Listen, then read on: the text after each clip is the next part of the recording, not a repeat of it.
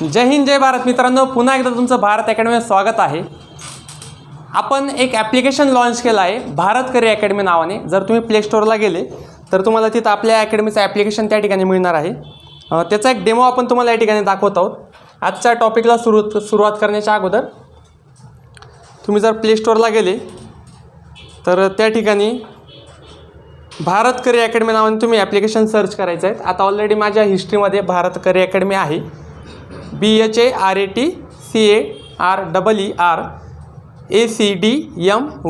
तर Bharat career academy नावाने जर तुम्ही सर्च करणार तर रेटिंगला आपल्या ॲप्लिकेशन 3rd नंबरला आहे। तर त्या ठिकाणी तुम्ही ॲप्लिकेशन इथून तुम्ही डाउनलोड करू शकता। आता ऑलरेडी माझ्या मोबाईलमध्ये डाउनलोड आहे। आता इथं जर मी ओपन केलं तर आपण तिचे स्क्रीन रेकॉर्डिंग जे ती आपण ऑफ करून ठेवलेली आहे, म्हणजे तुम्ही कुठल्याही प्रकारच्या ॲप्लिकेशनचा स्क्रीनशॉट नाही काढू शकत आणि स्क्रीन रेकॉर्डिंगसुद्धा करू शकत नाही, परंतु तुम्ही माझ्या मोबाईलमध्ये ॲप्लिकेशन या ठिकाणी बघतायत। तर या ठिकाणी तुम्हाला विविध प्रकारच्या नोट्स तुम्हाला या ठिकाणी मिळणार आहे। आतापर्यंतचे जेवढे भारत करियर अकॅडमीचे जेवढे नोट्स आपण तयार केलेले आहेत किंवा जे टेस्ट पेपर जे रेग्युलर होतात ते संपूर्ण तुम्हाला या ठिकाणी बघायला मिळतील।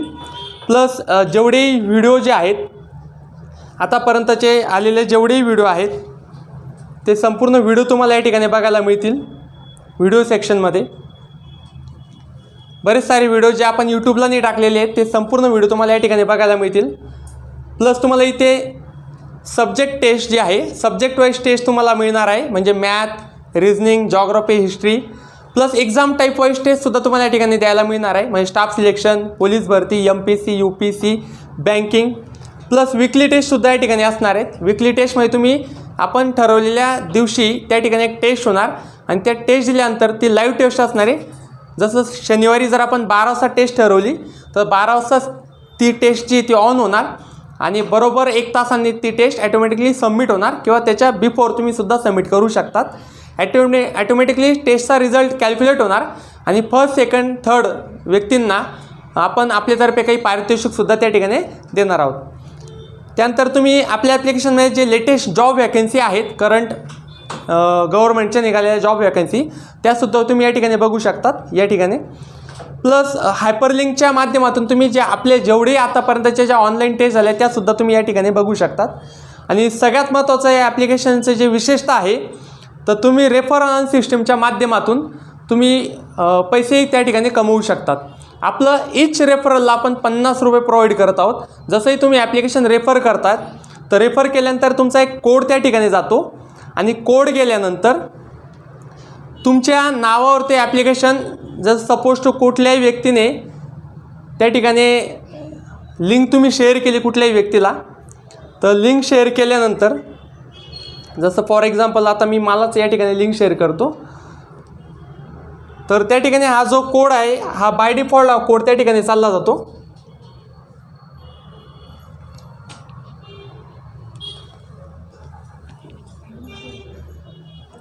हा कोड या ठिकाणी गेलेला आहे। जसं तुम्ही इन्स्टॉल करतात तर हा कोड टाकताच तुम्हाला रेफरल प्रोग्रामच्या माध्यमातून इच रेफरलला तुम्हाला त्या ठिकाणी 50 रुपये अर्निंग तुम्हाला होणार आहे। तर स्टडी करता करता कमावा शिकावा योजनेचा सुद्धा तुम्हाला या ठिकाणी लाभ मिळणार आहे। तर नक्कीच सगळ्या विद्यार्थ्यांनी आपले ॲप्लिकेशन डाउनलोड करा आणि भारत करियर अकॅडमी चॅनलला सबस्क्राईब करा व बेल आयकॉन प्रेस करायला विसरू नका। खूप जास्त वेळ वाया न घालता आजचा टॉपिक आपण सुरुवात करणार आहोत। आज आपण जे आहे तो टॉपिक जो आपण घेतलेला आहे तो टॉपिक आहे मराठा आरक्षणावर। तर सगळ्या विद्यार्थ्यांना माहीत आहे मागे मराठा आरक्षणाचा मुद्दा खूप मोठा होता, ज्यामध्ये अनेक ज्या विद्यार्थ्यांनी ॲडमिशन घेतलेली होती किंवा काही विद्यार्थी मराठा आरक्षणाच्या माध्यमातून काही सरकारी जागांवर रुजूसुद्धा झाले होते। तर सर्वोच्च न्यायालयाच्या कोर्टाने जेव्हा निकाल दिला की मराठा आरक्षण रद्द करण्यात येत आहे, तर महाराष्ट्राने जो निकाल दिलेला होता मराठा आरक्षण लागू करण्याचा, तर त्या निकालावर स्थगिती आलेली होती। तर त्या संदर्भात आपण या ठिकाणी आज अधिक माहिती या ठिकाणी बघणार आहोत। तर बघा, मराठा आरक्षण जे आहे हे मराठा समाजाला शिक्षणामध्ये आणि नोकऱ्यांमध्ये संधी उपलब्ध व्हावी यासाठी मराठा आरक्षण देण्यात आलेले होते। तर या संबंधित आपण काही विशेष बाब या ठिकाणी आपण बघणार आहोत। तर बघा, सगळ्यात पहिली गोष्ट म्हणजे हे जे मराठा आरक्षण जे देण्यात येत होतं त्याच्यासाठी जो कायदा होता तो कायदा होता सामाजिक व शैक्षणिक मागासवर्ग कायदा 2018 हा तो कायदा होता की ज्या कायद्याच्या माध्यमातून तुम्हाला या मराठा समाजाला आरक्षण त्या ठिकाणी देण्यात येत होतं. तर बघा, सामाजिक व शैक्षणिक मागासवर्ग कायदा 2018 कायदा सर्वोच्च न्यायालयाच्या घटनापीठाने काय केला? रद्दबातल केला, म्हणजे रद्द केला. आता सर्वोच्च न्यायालयाने का रद्द केला त्यासुद्धा आपण या ठिकाणी गोष्टी बघणार आहोत. आणि उच्च न्यायालयाने, महाराष्ट्राच्या उच्च न्यायालयाने म्हणजे बॉम्बे हायकोर्टने तो कायदा का लागू केला ह्यासुद्धा आपण तरतुदी बघणार आहोत. बघा, राज्यसेवेच्या माध्यमातून जेव्हा तुम्ही एक्झाम देतात किंवा MPSCच्या माध्यमातून, तर तेव्हा त्यातलं जे गूढ आहे, गूढ म्हणजे की उच्च न्यायालयाने मराठा आरक्षण लागू केलं तर कोणत्या तत्वांच्या आधारावर लागू केलं, आणि सर्वोच्च न्यायालयाने त्या आरक्षणाला स्थगिती दिली तर कोणत्या तत्वांच्या आधारावर स्थगिती दिली. तर ही बारीकाईने गोष्ट आपल्याला या ठिकाणी बघायची आहे. तर बघा, या कायद्याने काय होणार होतं तर ते महत्त्वाचं बघा. या कायद्यानुसार मराठा समाजाला 16% आरक्षण शिक्षण आणि नोकरीसाठी मिळणार होते. किती टक्के आरक्षण मिळणार होते? 16%. तर तुम्हाला जेव्हा मल्टिपल स्टेटमेंट येतात आणि विचारलं तर which is correct, A, B और C, A, B और A और C, तर अशा सिच्युएशनला तुम्हाला इच अँड एव्हरी फॅक्ट्स तुम्हाला त्या ठिकाणी माहिती असला पाहिजे. त्यानंतर हे जे मराठा आरक्षण जे रद्द केलं तर त्याच्यासाठी सर्वोच्च न्यायालयाने एक समिती गठीत केली होती. त्या समितीमध्ये कुठले कुठले न्यायाधीश होते त्यांचेसुद्धा नावं विचारले जाऊ शकतात. तर ते सुद्धा परीक्षेच्या माध्यमातून किंवा दृष्टिकोनातून महत्त्वाचे आहे. तर बघा, 5 सदस्यीय घटनापीठाने हा निर्णय दिला 5 मे 2021 रोजी की मराठा आरक्षण जे ते रद्द करण्यात येत आहे. कोणता कायदा रद्द करण्यात आला? सामाजिक व शैक्षणिक मागासवर्ग कायदा 2018 हा कायदा रद्द करण्यात आला. हा कायदा ज्या घटनापीठाने रद्द केला त्या घटनापीठाचे जे सदस्य होते ते 5 सदस्य होते. तर पहिले सदस्य होते न्यायमूर्ती अशोक भूषण, दुसरे सदस्य होते न्यायमूर्ती HLN राव, न्यायमूर्ती हेमंत गुप्ता, न्यायमूर्ती S अब्दुल नाझीर आणि न्यायमूर्ती S रवींद्र भट. तर हे 5 न्यायाधीश होते जे या घटनापीठामध्ये होते. आता त्यांनी काय तरतूद दिली या कायद्याला स्थगिती देण्यासाठी किंवा रद्द करण्यासाठी? तर त्यांनी सांगितलं की मराठा समाजाला आरक्षण दिल्याने कलम 14 व कलम 21 या मूलभूत हक्कांचे हनन होईल असे सर्वोच्च न्यायालयाने काय केले? नमूद केले. मी तुम्हाला नेहमी सांगतो बघा, मराठा समाजाला आरक्षण जे देण्याचा प्रयत्न केला ते राज्य सरकारने, आणि त्या राज्य सरकारच्या नियमाला मान्यता दिली ती राज्य न्यायालयाने म्हणजे उच्च न्यायालयाने.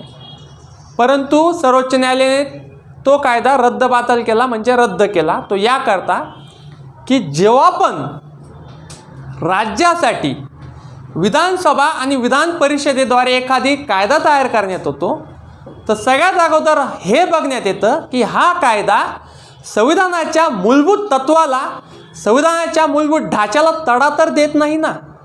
जर देत असेल तर तो कायदा सर्वोच्च न्यायालय काय करतं? रद्द करतं, किंवा उच्च न्यायालयसुद्धा रद्द करू शकतं. मग जेव्हा मराठा समाजाला आरक्षण द्यायचा मुद्दा आला तेव्हा त्यांनी काय तरतूद लागू केली की मूलभूत हक्क याच्यामध्ये काय होतोय? ब्रेक होतोय. आता मूलभूत हक्क जो आहे तो कुठून तर कुठपर्यंत येतो?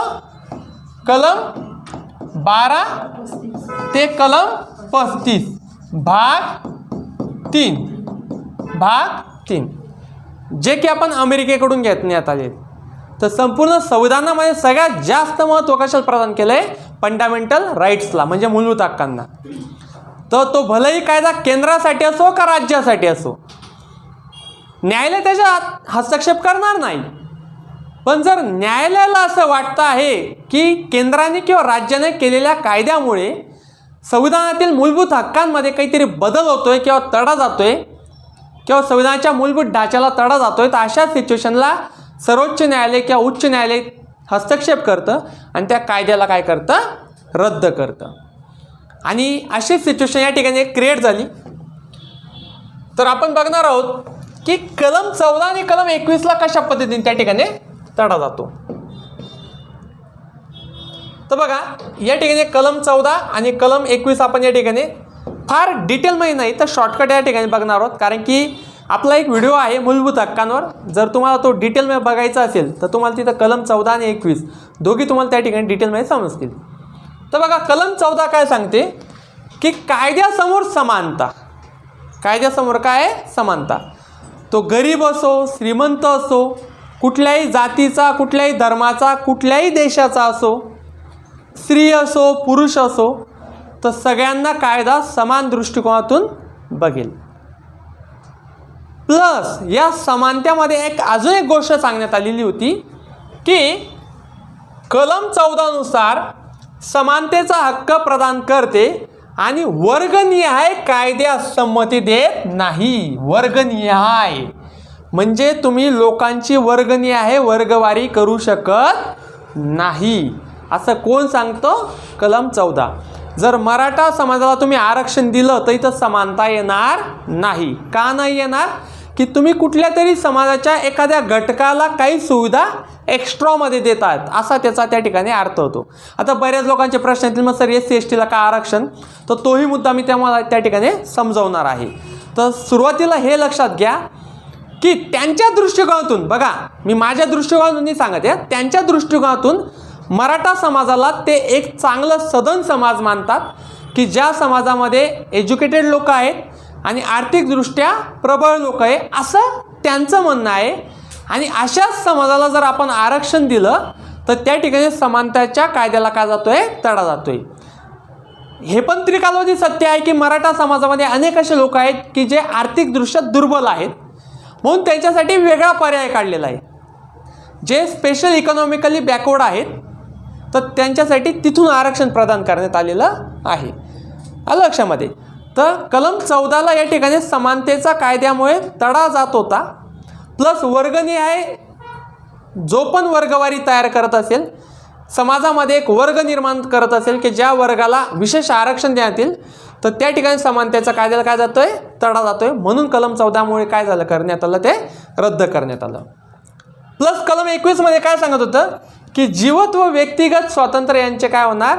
संरक्षण या ठिकाणी कलम 21 मध्ये दिले होते की ज्यामध्ये त्या गोष्टीला तडा जात होतो. आता कलम 21 ही नुसती एवढ्या तत्वावर डिपेंड नाही, तर कलम 21 ही फार व्हास्ट आहे.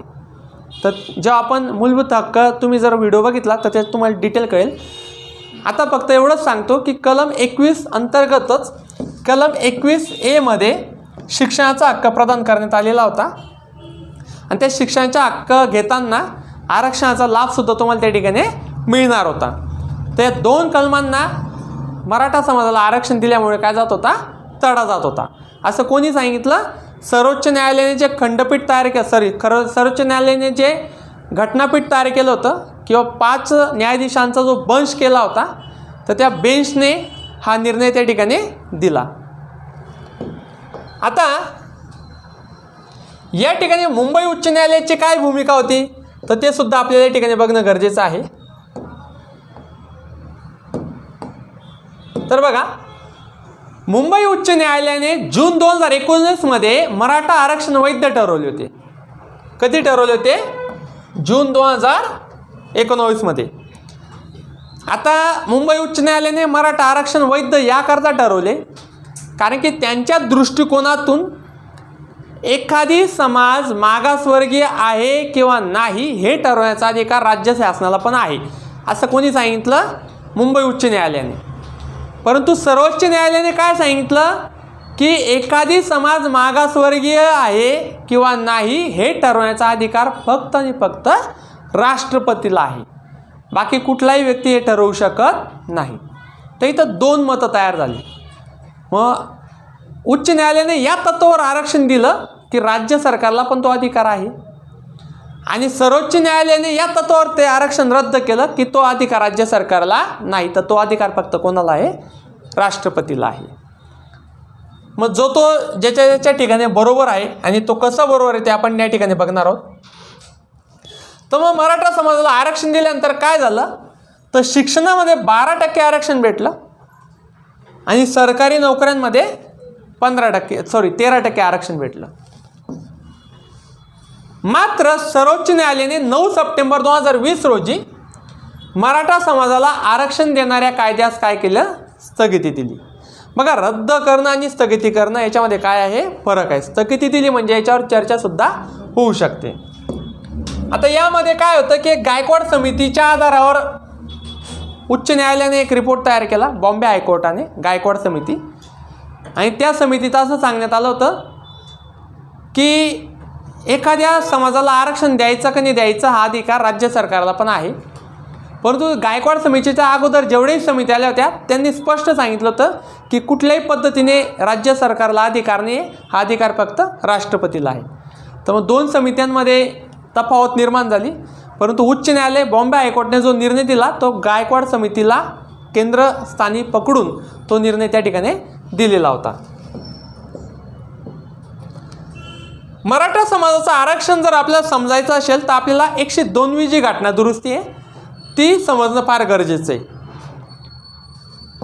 तर 102 अमेंडमेंट काय सांगते, जी की 2018 मध्ये करण्यात आलेली होती. तर बघा, 102वी घटना दुरुस्तीला 5ही न्यायमूर्तींनी सहमती दाखवली. जे मी 5 न्यायमूर्ती तुम्हाला अगोदर वाचून दाखवले ना, तर 5नी त्याला सहमती दाखवली. पण तफावत कुठं झाली ते आपल्याला बघायचं आहे. 102वी घटना दुरुस्तीला 5ही न्यायमूर्तींनी सहमती दाखवली. मात्र या घटना दुरुस्तीनुसार सामाजिक व आर्थिक मागासवर्ग निश्चित करण्याचा अधिकार, कोणता? सामाजिक व आर्थिक मागासवर्ग निश्चित करण्याचा अधिकार केवळ राष्ट्रपतींना आहे. केवळ कोणाला आहे? राष्ट्रपतींना. परंतु जेव्हा उच्च न्यायालय किंवा सर्वोच्च न्यायालय जेव्हा घटनापीठ तयार करतं, म्हणजे न्यायाधीशांचा बेंच तयार करते, त्यावेळेस गरजेचं नाही आहे की सगळे न्यायाधीश एकमताने तयार होतील. तर काहींचं मत याचं विपरीत पण होऊ शकतं. परंतु त्या ठिकाणी बहुमताला मान दिला जातो. या ठिकाणी मत विपरीतच झालं. तर बघा, मत विपरीत कसं झालं बघा. केवळ राष्ट्रपतींना अधिकार आहे काय ठरवण्याचा, की एखादी वर्ग सामाजिक आणि आर्थिक मागासवर्ग आहे किंवा नाही हे ठरवण्याचा अधिकार कोणाला आहे? राष्ट्रपतींना आहे. असे मत न्यायमूर्ती एलेनराव, न्यायमूर्ती हेमंत गुप्ता आणि न्यायमूर्ती रवींद्र भट यांनी दिली, की एखादी समाज मागासवर्ग आहे किंवा आर्थिकदृष्ट्या मागासवर्ग आहे हे ठरवण्याचा अधिकार फक्त कोणाला आहे? राष्ट्रपतीला. असं कोणी सांगितलं? या 3 न्यायाधीशांनी सांगितलं, एकाच घटनापीठातले. आणि यांच्यातले 2 न्यायाधीशांचं मत थोडं वेगळं पडलं. तर काय पडलं? यांनी मांडले तर न्यायमूर्ती अशोक भूषण आणि न्यायमूर्ती एस अब्दुल नाझीर यांनी हा अधिकार केंद्र आणि राज्यात दोघांनाही असल्याचे म्हटले आहे. परंतु बहुमत कोणाला पडलं? तर बहुमत त्या वरच्या 3 न्यायाधीशांना पडलं, की जे हे म्हणतायत की हा अधिकार फक्त कोणाला आहे? राष्ट्रपतीला आहे. जर एक जरी न्यायाधीश यांच्यात आला असता, कोणामध्ये? न्यायमूर्ती अशोक भूषण आणि न्यायमूर्ती अब्दुल नाझीर यांचं म्हणणं आहे की अधिकार केंद्र आणि राज्य सरकारला दोघांना आहे. एक जरी न्यायाधीश यांच्याकडून आला असता तरी मराठा आरक्षण काय होऊन गेलं असतं? पास होऊन गेलं असतं. मग कलम 102व्या घटना दुरुस्तीमुळे काय झालं? तर 3 कलम भारतीय संविधानामध्ये ॲड करण्यात आल्या. याच्यावर पण प्रश्न येऊ शकतो की कोणत्या कोणत्या कलम ॲड करण्यात आल्या. तर त्या 3 कलम कोणत्या बघा. कलम 338 ब, कलम 342 अ आणि कलम 366 या 3 कलमा भारतीय संविधानामध्ये जोडण्यात आला. कोणामुळे? घटना दुरुस्ती 102मुळे. ही कधी झाली? 2018ला झाली. तर त्या कलम काय काय ते आपण या ठिकाणी डिटेल बघूया.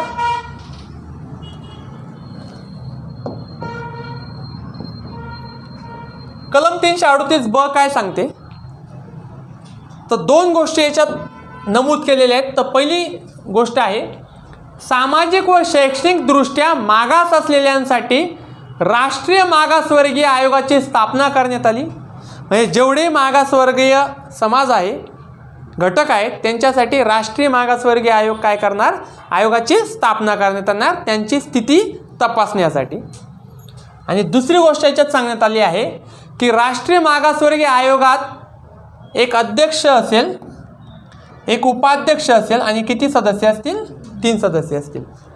तर याच्यावर सुद्धा प्रश्न विचारला जाऊ शकतो की राष्ट्रीय मागासवर्गीय आयोगामध्ये किती व्यक्ती असतात? तर टोटल 5 व्यक्ती असतात, एक अध्यक्ष, एक उपाध्यक्ष आणि 3 सदस्य असतात.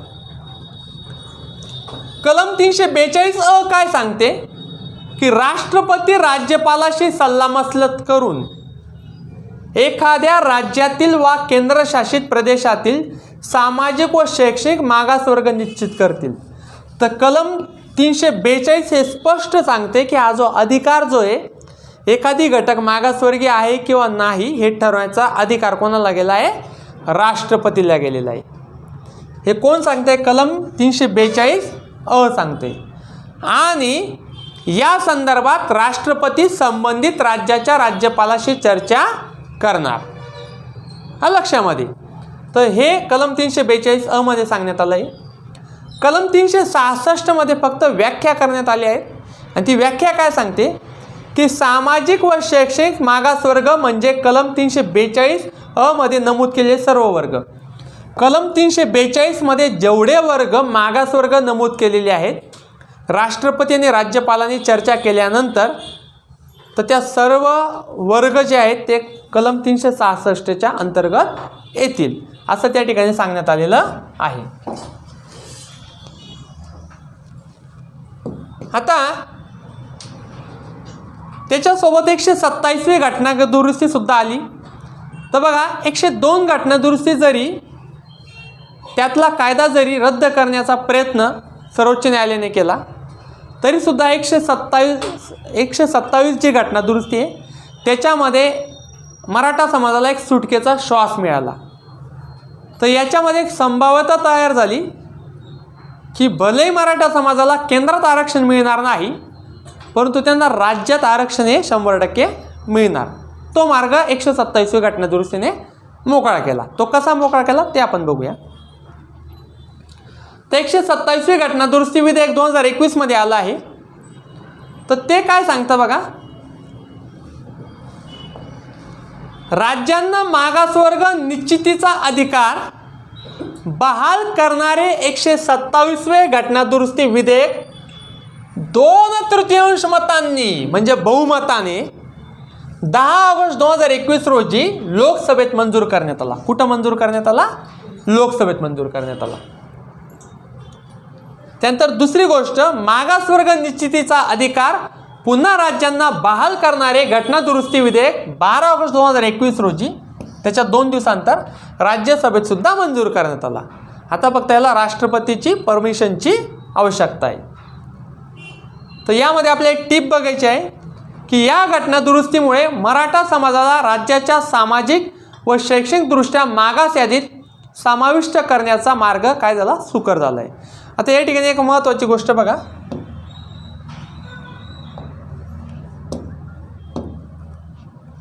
की कुठलाही घटक मागासवर्ग आहे किंवा नाही हे ठरवण्याचा अधिकार कोणाला आहे? राष्ट्रपतीला. मग राष्ट्रपतीने इथं प्रमुख 2 घटक ठरवले. एक होता अनुसूचित जाती, ज्याला आपण SC म्हणतो, ज्याच्यासाठी कलम 341 दिली आहे. आणि दुसरा होता अनुसूचित जमाती ST घटक, ज्याच्यासाठी कलम 342 दिली आहे. आणि नंतर इतर मागासवर्गीय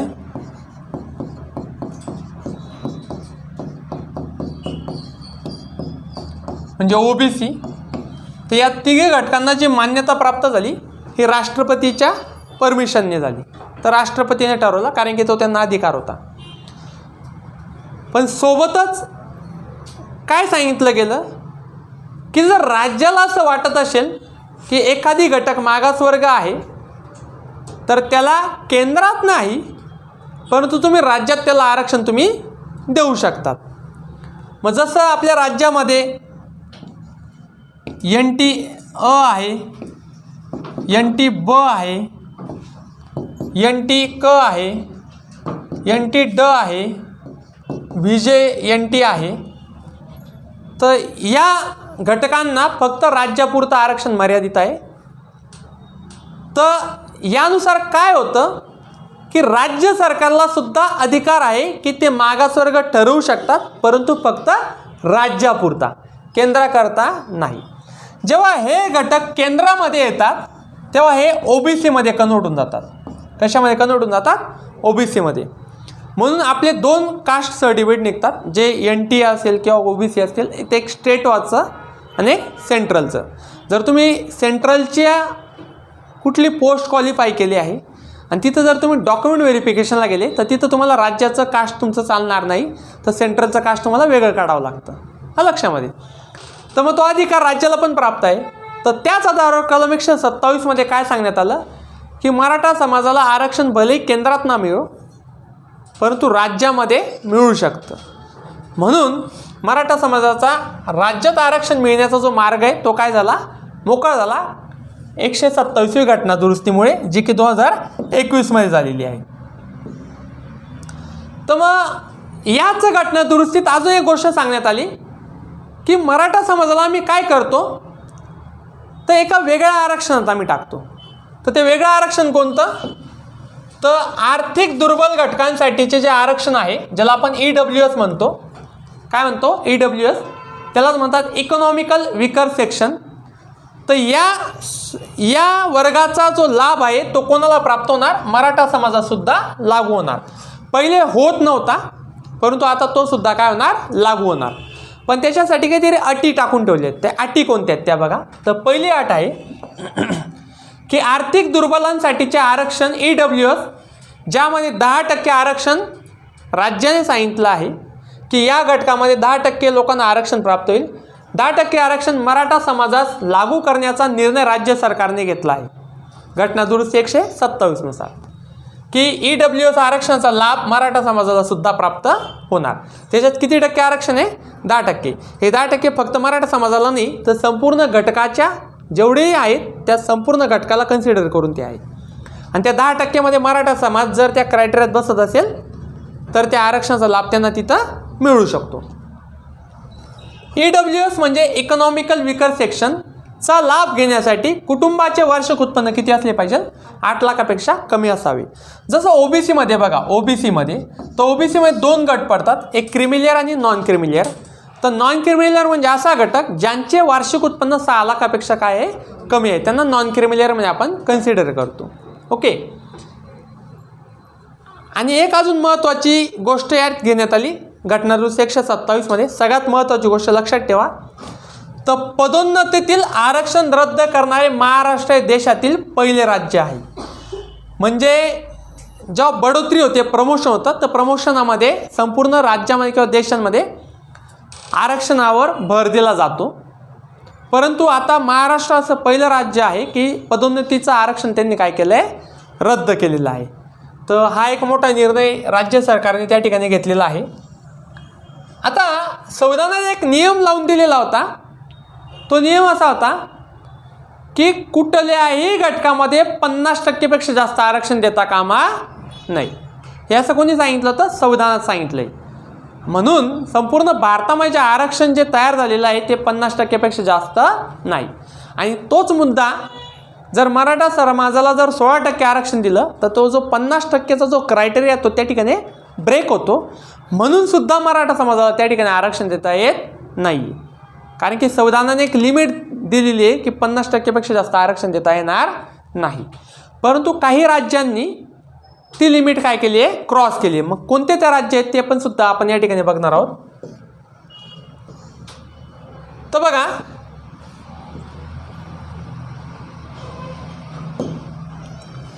तमिळनाडूमध्ये राज्यामध्ये हे राज्याचं आरक्षण आहे. राज्यामध्ये समाजाला जे आरक्षण प्राप्त आहे, तमिळनाडूमध्ये 59% आरक्षण प्राप्त आहे. हरियाणामध्ये 67%, तेलंगणामध्ये 62%, आंध्र प्रदेशमध्ये 55%, राजस्थानमध्ये 54%, अरुणाचल प्रदेशमध्ये 80%, छत्तीसगडमध्ये 83%, ओडिशामध्ये 65% आणि महाराष्ट्रामध्ये 52%. म्हणजे एवढ्या राज्यांनी 50%ची जी लिमिट आहे ती काय केलेली आहे? क्रॉस केली आहे. केंद्रात नाही तर राज्याच्या आरक्षणासाठी. या संपूर्ण याच्यामध्ये संवैधानिकदृष्ट्या जो अपवादात्मक क्रॉस करण्याचा जो अधिकार प्राप्त होतो तो फक्त तमिळनाडूला होतो, बाकी कुठल्याही राज्याला नाही. जर केंद्राने स्ट्रिक्ट ॲक्शन घेतली तर सगळ्या राज्यांचं वरचं आरक्षण काय होऊन जाईल, रद्द होऊन जाईल, फक्त तमिळनाडू सोडून. तर महाराष्ट्रामध्ये जे 52% जे 2% एक्स्ट्रा आरक्षण जे वाढलं आहे ते कसं वाढलं ते आपण या ठिकाणी बघणार आहोत. 1994 मध्ये 2% समाजाला त्या ठिकाणी आरक्षण देण्यात आलेलं होतं. तर का महाराष्ट्रात 1994 पासून 52% आरक्षण प्राप्त आहे. तर ते कसं प्राप्त झालं ते आपण या ठिकाणी बघणार आहोत. तर महाराष्ट्रात 1994 मध्येच विशेष मागासवर्ग, कोणता विशेष मागासवर्ग म्हणजे ACBC, social and educationally backward classes of citizens तयार करून त्यांना 2% अधिकचे आरक्षण देऊन आरक्षणाची 50%ची मर्यादा ओलांडली गेली. कधी ओलांडली गेली? 1994 मध्ये ओलांडली गेली. आणि हे कधी झालं तर 23 नोव्हेंबर 1994 मध्ये नागपूर येथे प्रचंड मोर्चा काढण्यात आला. तेथे झालेल्या चेंगराचेंगरीत 114 व्यक्तींचा मृत्यू झाला आणि त्यानंतर या समाजाला आरक्षण देण्याचा निर्णय घेण्यात आला. 114 लोक शहीद झाले. तेव्हा 114 लोकांच्या शहीदीमुळे हे 2% आरक्षणवर सरकारने वाढवून दिले. हे नागपूरचं अधिवेशन होतं की ज्या ठिकाणी अनेक समाज एकत्रित येऊन त्यांनी आरक्षणासाठी मुद्दा उचलला होता. बघा, देहत्याग आंदोलन होतं ते. तर समाज कल्याण व सांस्कृतिक विभागाने हे जेव्हा आंदोलन झालं त्यानंतर हा निर्णय घेण्यात आला. तर समाज कल्याण व सांस्कृतिक विभागाने 8 डिसेंबर 1994 रोजी एक शासन आदेश काढून विशेष मागास प्रवर्ग करून त्यांना शासकीय निमशासकीय शासकीय व निमशासकीय सेवेत नोकऱ्यांसाठी 2% आरक्षण लागू करण्याचा निर्णय घेतला. बघा, हा काय केला आहे, शासनाने काय केला आहे, आदेश काढला आहे. म्हणजे हा इमिडिएट आदेश काढण्यात आला. जेव्हा शासन एखादी इमिडिएट आदेश काढतं तर तो लागू होऊन जातो आदेश, आणि त्या आदेशाला नंतर विधानसभेत आणि विधान परिषद पारित करून राज्यपालाची स्वाक्षरी घेतली जाते. कारण की तो निर्णय इमिडिएट घेणं गरजेचं होतं ना, म्हणून इमिडिएट 2% आरक्षण काय केलं, त्यांनी लागू केलं. तर याच्यामध्ये जे आरक्षण जे लागू झालं तर साधारणतः 39 जाती व पोटजाती होत्या ज्यांना हे आरक्षण लागू करण्यात आलं. ज्यामध्ये प्रमुख ज्या जाती व पोटजाती होत्या त्या होत्या गोवारी, माना कोष्टी, हलबा कोष्टी, हलबा, साळी, लाड कोष्टी, देशकर कोळी, मच्छीमार कोळी, ख्रिश्चन कोळी आणि सूर्यवंशी कोळी. तर अशा टोटल एकूण 39 जाती व पोटजाती होत्या की ज्यांना यामध्ये काय करण्यात आलं होतं, आरक्षण त्या ठिकाणी देण्यात आलेलं होतं. तर अशा पद्धतीने मराठा समाजाला जरी केंद्रात आरक्षण प्राप्त नाही झालं तरीसुद्धा राज्यात आरक्षण प्राप्त होण्याचा त्यांचा जो मार्ग आहे तो मोकळा झालेला आहे. आणि लक्षात असू द्या, ज्यावेळेस सर्वोच्च न्यायालयाने निकाल दिला की मराठा समाजाला आरक्षण प्राप्त होईल, आणि काही महिन्यानंतर उच्च न्यायालयाने निकाल दिला होता, आणि काही महिन्यानंतर जेव्हा सर्वोच्च न्यायालयाने त्या निकालावर स्थगिती आणली, तर या 2-3 महिन्यांच्या कालावधी दरम्यान जेवढ्या लोकांच्या नोकऱ्यांवर ते रुजू झाले किंवा जेवढ्या लोकांनी मेडिकल कॉलेज किंवा इंजिनिअरिंग कॉलेजसाठी ॲडमिशन घेतले, तर त्यांचा मात्र प्रश्न अजूनही सुटलेला नाही की त्यांना ते आरक्षण लागू असेल का नसेल. अजूनही हा प्रश्न अजून सुटलेला नाही, आणि त्याच्यावर अजूनही केंद्र आणि राज्य सरकारची न्यायालयासोबत चर्चा चालू आहे. अनेक असे अहवाल आहेत की ज्यावर पुनर्विचारासाठी राज्य सरकार किंवा केंद्र सरकार त्या ठिकाणी सर्वोच्च न्यायालयाला रिक्वेस्ट करत आहे. तर आशा करतो की आजचा व्हिडिओ आणि आजचं मराठा समाजाचा आरक्षणचा हा टॉपिक तुम्हाला समजला असेल. तर भारत करिअर अकॅडमी चॅनलला सबस्क्राईब करा, बेल आयकॉनला प्रेस करा, लाईक करा, शेअर करा, आणि तुम्हाला कुठल्या टॉपिकवर व्हिडिओ बनवून हवा आहे तर नक्कीच आम्हाला कमेंट बॉक्समध्ये कळवा, जेणेकरून आम्ही त्या टॉपिकवर व्हिडिओ बनवून तुमच्यासाठी नक्कीच आम्ही तो शेअर करणार. जय हिंद, जय भारत.